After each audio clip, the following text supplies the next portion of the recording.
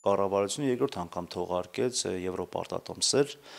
կխնդրենք ներկայացնել ձեր կարծիքը եւ տեսակետը, արդյոք դա ինչպիսի տնտեսական էֆեկտ է ունենում մեր երկրի համար։ Ամենաառաջինը, երբ պետությունը կարողանում է իր պետական պարտատոմսերը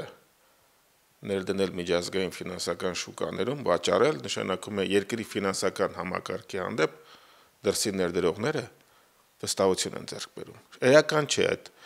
եվրոբոնդերը այսօր ինչ տոկոսով են դրված։ Նրանք կարևոր է, որ իրենք երկարաժամկետ գումարներ են, դրսի կապիտալ են ներգրավում եւ վստահությունը մեր ֆինանսական տնտեսական համակարգի հանդեպ հաստատվում է դրսի ներդրողների կողմից։ Իսկ էֆեկտը սրանք գումարներ են, որոնք ուղղվելու են ենթակառուցվածքային ծրագրերին, խոշոր շինարարական ծրագրերին, երկարաժամկետ եւ հնարավորություն են տալիս մեր կենտրոնական բանկին այս գործիքների կիրառումով կասեցնել թե դրամի արժևորման, արժեզրկման, թե ինֆլյացիայի, թե սղաճի հետ կապված այլ բարդույթներ, որոնք ֆինանսական շուկայում կարող են լինել։ Գործիքը ինքը ունիվերսալ է, աշխարհում կիրառվող եւ ես գտնում եմ, որ Հայաստանը արդեն երկրորդ անգամ կիրառելով այս գործառույթը դրսի ներդրողներին վստահաբար բերում է մեր ֆինանսական շուկա։ Բայց ինչպես գիտենք, այդ տեղաբաշխված պարտատոմսերից ստացված $500 միլիոն ընդհանուր ծավալով միջոցներից 200 միլիոնը ուղղվեց առաջին թողարկման պարտատոմսերի հետ գնմանը, 200 միլիոնը կենտրոնական բանկի արտաքին պահոցների համալրմանը, այդ գործիքի մասին դուք արդեն նշեցիք, եւ մնացած մասը ուղղվեց պետբյուջեի դեֆիցիտը ֆինանսավորելուն։ Իշխանով եք դուք վստահ, որ հենց կուղղվեն շինարարության կամ ձեր ասած ոլորտներ։ Երբ որ ֆինանսավորում է պետբյուջեի դեֆիցիտը, դա նշանակում է դյուրին է դառնում բյուջեի եկամտային մասի հավաքագրումը։ Այստեղ որոշակի մեղմվում է այն հարկային ծանրաբեռնվածությունը, որը գնում է ռեալ կոնկրետ բիզնեսի վրա։ Այդ իմաստով սա միջնորդավորված գործիք է, բայց ուղղակի գործարարության վրա ազդող։ Այնքան այդ 500 միլիոնի լավ տոկոսադրույքով ներգրավելը բյուջեի լրացում, կենտրոնական բանկի պահոցներ, տնտեսությանն ուղղված դա չի կարևոր, որքան որ ֆինանսական շուկաներին դրսի ազդակ է ուղարկվում եւ ազդակը արձագանքվում է, ընդունվում է, որ պետությունը վճարունակ է, տնտեսությունը վճարունակ է, որ պարտատոմս տպի, տեղադրի եւ դրա տոկոսները փակի։ Առաջի պարտատոմսերի տեղաբաշխման ժամանակ մեր երկրի վարկանիշը, նաեւ պարտատոմսերի վարկանիշը 1-2 աշտանով ավելի բարձր էր։ Երկրորդ պարտատոմսերի թողարկման ժամանակ արդեն վարկանիշը իջավ։ Սա արդյոք այդ վճարունակության հետ առնչություն չունի։ Տնտեսական վիճակից է ելնում այսօր վարկանիշի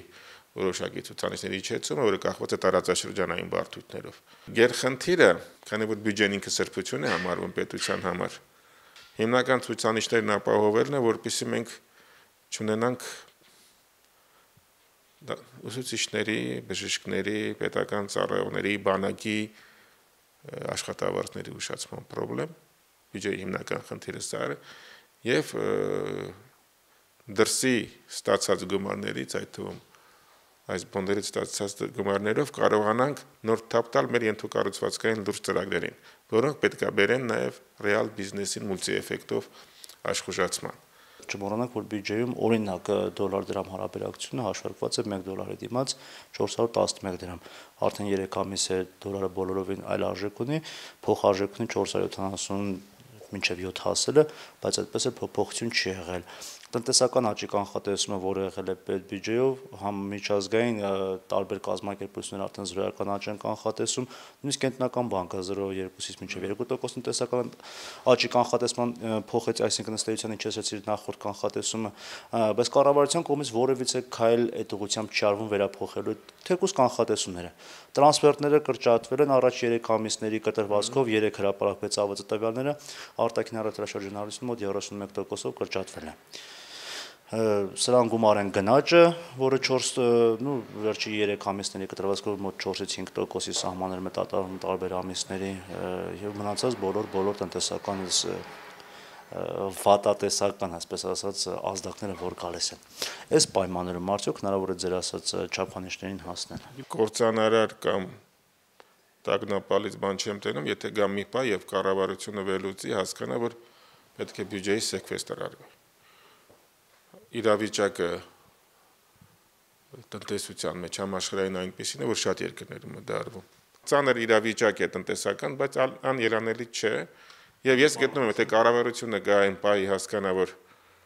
քուն շատ ցուցանիշներով, ձեր ցուցանիշներով անհրաժեշտություն կանեն սեքվեստր, բյուջեի վերաբաշխում կանեն, թե կրճատումներ կանեն, թե որոշակի ծրագրեր կսարեցվեն։ Այսօր դեռևս որքան մենք շփվում ենք էկոնոմիկայի, ֆինանսների նախարարության մասնագետների հետ, իրանք այդ վտանգը շատ ռեալ չեն տեսնում։ 15 թվականը լինելու է սպասումների վերադասավորման։ 15 թվականում մենք ոչ մի ճեղքում չենք անելու։ Անելու ենք 2016-17։ 16-ի կեսից մենք կզգանք, որ արդեն մեխանիզմը որպես տնտեսություն կսկսի աշխատել այնպես, ինչպես մինչև 2012 թվական, 13 թվականներ։